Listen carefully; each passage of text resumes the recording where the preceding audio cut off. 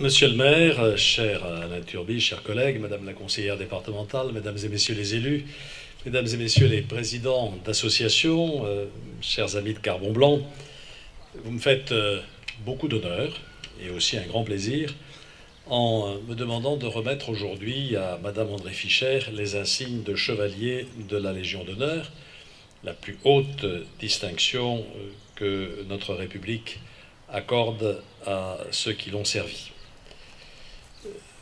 Je voudrais, en quelques mots, dire ce que chacun sait sans doute ici, à savoir le parcours exemplaire d'André Fischer. Né à Carbon Blanc, il y a quelques décennies, vos parents, chère madame, étaient ici commerçants, ils tenaient une épicerie, vendaient du fourrage, du grain, des produits pour la vigne.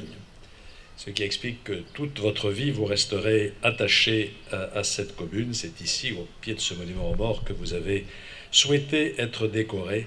Ce monument où, comme Alain Turby vient de le rappeler, figure le nom de votre père, Georges Bédécara, résistant mort en déportation. Avant la guerre, vous commencez votre carrière professionnelle comme secrétaire dans une petite usine de chaussures à Carbon Blanc. Et à 19 ans, vous faites le choix de rejoindre l'armée des ombres. Cette armée où chacun savait que le pire pouvait l'attendre. Votre père est mobilisé en 1939 comme réserviste dans l'armée de l'air à Mérignac. Démobilisé en 1940, pendant l'occupation, il cache un camarade rencontré à l'armée. Ce dernier est résistant dans un maquis de Corrèze. La lutte, on le sait, est sans pitié de la part des nazis qui pourchassent la résistance. Le 22 février 1944, vous déjeunez avec un résistant dans un restaurant de Bordeaux, place Sainte-Eulalie. Vous devez ensuite transporter clandestinement une arme. Sur le trajet, vous avez rendez-vous avec deux résistants, rue Lecoq. Hélas, vous êtes trahi et c'est la milice qui vous attend.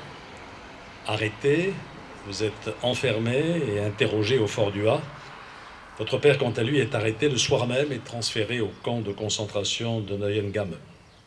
Il décédera en déportation dans un commando de travail en avril 1945 et sera élevé au grade de chevalier de la Légion d'honneur à titre posthume. Vous quittez le fort du Ha le 24 mai 1944 pour Romainville. Le 6 juin, jour du débarquement, un train à bestiaux vous amène vers l'Allemagne. Vous restez 11 jours dans un camp de représailles à Saarbrück, puis vous repartez pour Ravensbrück. Au bout de 5 semaines d'un voyage interminable, dans des conditions effroyables, vous arrivez près de Leipzig, où vous êtes affecté dans une usine d'armement. À partir du mois d'avril 1945, les taux des Alliés se resserrent sur l'Allemagne. Vous entendez les bombes alliées qui pilonnent la région. Certaines tombent même sur le camp. Le 14 avril, ce camp est évacué et commence alors pour vous une longue marche encadrée par les SS. Au bout de quelques jours, les SS vous abandonnent, vous êtes libéré le 7 mai par l'armée soviétique et comble de l'ironie, c'est à nouveau dans un wagon à bestiaux que vous retrouvez la France. Le 22 mai 1945, vous arrivez enfin à Bordeaux. C'est le jour de vos 20 ans. Grâce à votre mère, conseillère municipale, je rappelle que c'est en 1945 que les femmes ont voté pour la première fois, à l'initiative du général de Gaulle. Votre mère, qui s'occupe des prisonniers de guerre, donc, fait que vous rencontrez Klaus Fischer, prisonnier de guerre âgé alors de 19 ans. Vous vous mariez en décembre 1948. Peu après, Klaus est naturalisé et vous allez alors exercer pendant de longues années vos activités de mère de famille à plein temps. Et Dieu sait si votre temps a dû être chargé.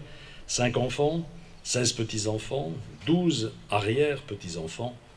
Ils sont, pour un grand nombre d'entre eux, auprès de vous pour vous exprimer leur affection et leur fierté. Vous affirmez n'avoir aucune haine, aucun ressentiment contre le peuple allemand. Votre foi personnelle vous permet d'exprimer cette grandeur d'âme. Comme l'a dit à l'instant Alain Turby, je crois que vous êtes pour nous un exemple. Un exemple de modestie, de vie de travail consacré à votre famille, mais aussi un exemple de courage et de résistance. Nous vivons dans un monde incertain, tumultueux, dangereux. Nous perdons nos repères, nous ne savons plus toujours très bien à quoi nous rattacher. Je crois que les valeurs que vous avez incarnées tout au long de votre vie peuvent nous donner ces repères. L'esprit de famille, je l'ai dit, qui est un repère essentiel, mais aussi l'attachement à la patrie, à la France, que vous avez servi au péril de votre vie dans ces circonstances historiquement si difficiles. Nous sommes aujourd'hui à nouveau confrontés à une forme de guerre, celle que nous livre un terrorisme barbare et cruel.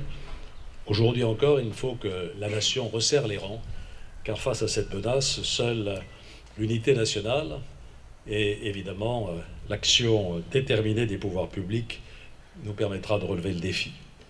Une personne comme vous, cher André Fischer, nous a montré la voie et continue à nous la montrer aujourd'hui. C'est vous dire que, pour moi, vous remettre cette distinction est un moment. Je vous adresse du fond du cœur toutes mes félicitations et aussi, au nom de tous ceux qui sont là, notre gratitude, parce que sans des femmes ou des hommes comme vous, nous ne jouirions pas peut-être aujourd'hui de la liberté qui est la nôtre. Merci de tout cœur.